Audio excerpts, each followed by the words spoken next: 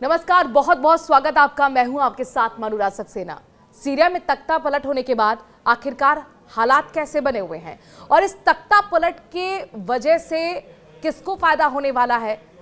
क्या इजराइल का कब्जा सीरिया पर होने वाला है? क्या सीरिया 5 टुकड़ों में बंट जाएगा? तख्ता पलट के पीछे आखिरकार किसकी साजिश है? इन तमाम बड़े सवालों का जवाब आज इस वीडियो में हम देंगे। सीरिया में असद का तख्ता पलट होने के बाद से इजराइल अब तक 500 से ज्यादा हवाई हमले कर चुका है। कुछ खुफिया रिपोर्ट्स में दावा किया गया है कि कमांडर जुलानी को मोहरा बनाकर तुर्की ने असद शासन का अंत करवाया और अब कमांडर जुलानी की आड़ में इजरायली सेना सीरिया के इलाके पर कब्जा करने में जुट गई है। कुछ जानकारों का दावा यह भी है कि कमांडर जुलानी तुर्की के ट्रैप में बुरी तरह से फंस चुका है। अब सवाल यह भी बहुत बना हुआ है और ये बड़ा सवाल है कि क्या मध्य पूर्व का ऐतिहासिक देश जिसका हम जिक्र कर रहे हैं यानी सीरिया अब 5 टुकड़ों में बंट जाएगा? 13 साल लंबे चले गृह युद्ध और हालिया सशस्त्र विद्रोह के बाद राष्ट्रपति बशर अल असद का तख्ता पलट हो गया। इसके बाद सीरिया के अलग अलग हिस्से के लिए कई दावेदार खड़े हो गए हैं।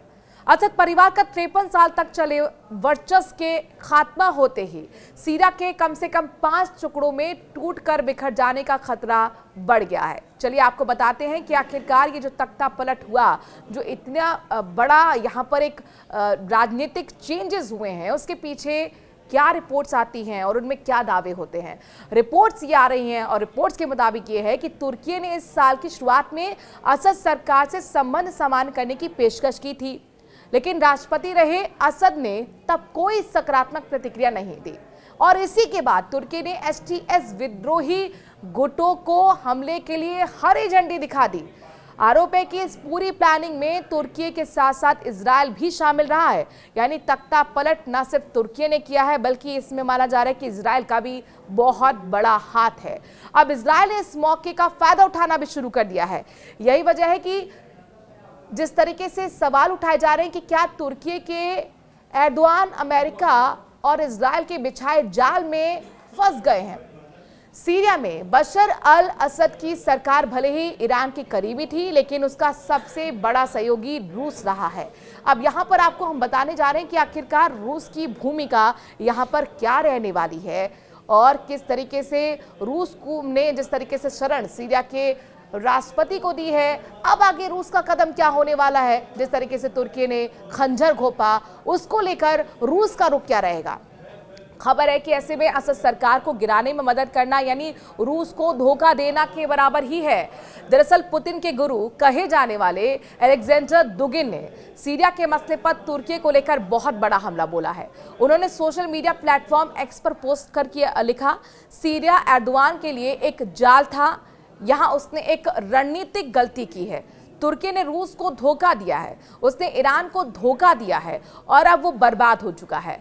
दुगिन एक सेल्फ प्रोक्लेम्ड फिलोसोफर हैं और वो औपचारिक तौर पर पुतिन के साथ काम नहीं करते हैं, लेकिन पुतिन के ज़्यादातर फैसलों में उनका प्रभाव काफ़ी रहा है और ये बहस का विषय भी रह चुका है। हालांकि कुछ लोग उन्हें पुतिन का दिमाग भी कहते हैं। दुगिन पुतिन के बहुत बड़े समर्थक हैं, प्रशंसक हैं और यूक्रेन के खिलाफ जंग को सही ठहराते रहे हैं। ऐसे में दुगिन ने एर्दोआन को चेतावनी देते हुए कहा है कि यह तय है कि रूस तुर्की को कोई नुकसान नहीं पहुंचाएगा, लेकिन इस तरह के विश्वासघात के बाद ये उम्मीद करना मुश्किल है कि रूस मुसीबत के समय तुर्की की मदद के लिए आगे आएगा और मुसीबत कभी भी समय समय पर किसी के सामने भी खड़ी हो सकती हैं। उधर दूसरी ये जानकारी मिल रही है कि रूस ने इसका बदला लेने के लिए यूक्रेन के साथ जंग को और तेज कर दिया है।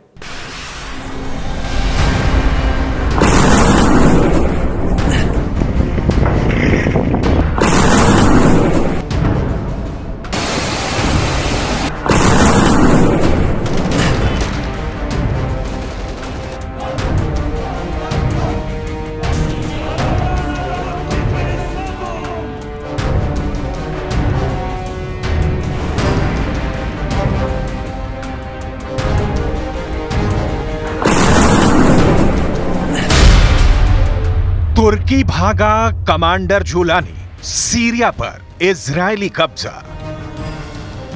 24 साल से सीरिया पर एक छत्र राज करने वाले बशर अल असद को इस्लामी चरमपंथी संगठन हयात तहरीर अल शाम यानी एचटीएस ने सिर्फ 10 दिन में सीरिया से भगा दिया। लेकिन अब खबर आ रही है कि जब से इजरायली सेना ने सीरिया पर भयानक जमीनी और हवाई हमले शुरू किए हैं, उसके बाद से दावा किया जा रहा है कि इजरायल सीरिया के बहुत बड़े इलाके पर कब्जा कर चुका है और पूरे सीरिया पर कब्जा करने की कोशिश में जुटा है। हम इन 3 तस्वीरों के जरिए दिखाने जा रहे हैं कि लोमड़ी की तरह चालाक और शातिर इजरायली सेना ने सीरिया में ऐसा भ्रम युद्ध शुरू कर दिया है जिसमें हयात तहरीर अल शाम यानी एचटीएस का मुखिया चीफ कमांडर अबू मोहम्मद अल जूलानी बुरी तरह से फंस गया है। कुछ खबरों में दावा किया गया है कि कमांडर जूलानी ने डंके की चोट पर कहा कि उसे मोहरा बनाया जा रहा है और अब कोई भी देश हयात तहरीर अल शाम यानी एचटीएस का साथ देने को तैयार नहीं है। इधर इजरायली सेना सीरिया में मौजूद मिसाइल सेंटर, सीरियाई सेना के टैंक,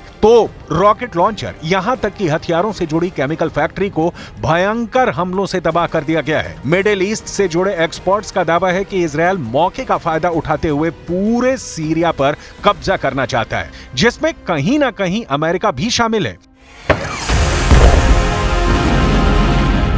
जो तस्वीरें सीरिया के गोलान हाइट्स और दूसरे इलाकों से आ रही हैं, उसमें साफ देखा जा सकता है कि इस वक्त इजरायली सेना ने गाजा और लेबनान की बजाय सीरिया पर भीषण हमले शुरू कर दिए हैं। इजरायली हमलों से जुड़ी कुछ तस्वीरें तो ऐसी हैं जिन्हें देखकर फ्रांस, जर्मनी और ब्रिटेन तक चकरा गए हैं। फ्रांस ने तो यहां तक कह दिया है कि इजरायली सेना को सीरियाई इलाकों से तुरंत निकल जाना चाहिए, जबकि जर्मनी और ब्रिटेन ने इजरायल से कहा कि वो सीरिया पर हमला करने में संयम और सावधानी बरतें।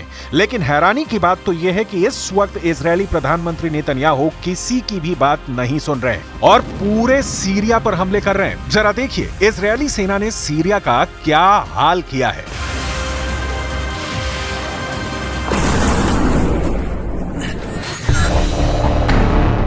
मिडिल ईस्ट की मीडिया ने दावा किया है कि इजरायल के प्रधानमंत्री नेतन्याहू ने सीरिया में ग्रेटर इजरायल मिशन शुरू कर दिया है, जिसमें पूरे सीरिया पर कब्जा शामिल है। सीरिया के राष्ट्रपति बशर अल असद को विद्रोहियों ने उखाड़ फेंका है। असद की सत्ता जाने के बाद सबसे बड़ा फायदा इजरायल को हुआ है, क्योंकि उसने एकदम सही मौका देखकर सीरिया के खिलाफ हमला बोल दिया है। सीरिया पर इजरायल ने कम से कम 500 हवाई हमले किए हैं। इजरायली सेना का अनुमान है कि उसने सीरियाई सेना की लगभग 80% रणनीतिक क्षमताओं को नष्ट कर दिया है। सीरिया की नौसेना पर हमले कर कई जहाजों को डुबो दिया गया। इतना ही नहीं, इजरायली सैनिकों ने सीरियाई सेना के नियंत्रण में एक बफर जोन के क्षेत्र पर कब्जा कर लिया। इसमें रणनीतिक रूप से स्थित माउंट हरमन भी शामिल है, जो दमिश्क से 40 किलोमीटर दूर है। कुछ रिपोर्ट में तो यहां तक दावा किया गया है कि इजरायली सेना सीरिया की राजधानी दमिश्क से लगभग 12 किलोमीटर दूर रह गई है। इधर नेतन्याहू ने 99 दिनों में अपनी पहली प्रेस कॉन्फ्रेंस में कहा कि जो कोई भी हमारे साथ शांति से रहना चाहता है, हम उसकी ओर हाथ बढ़ा रहे हैं